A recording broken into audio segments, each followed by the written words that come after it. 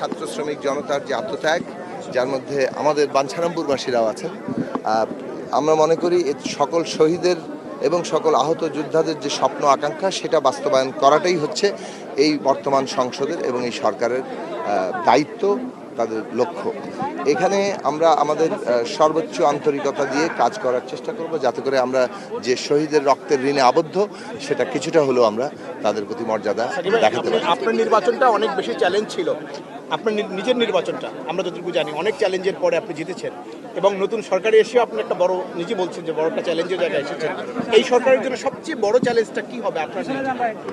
না, অনেকগুলো চ্যালেঞ্জ আছে, কোনো একটা নির্দিষ্ট চ্যালেঞ্জ। অর্থনীতিতে একটা বড় চ্যালেঞ্জ আছে, এখানে আইন শৃঙ্খলা রক্ষা করা একটা বড় চ্যালেঞ্জ আছে, যেটার মধ্যে দিয়ে মানুষের প্রত্যেকের অধিকার বলেন, মর্যাদা বলেন রক্ষা করা।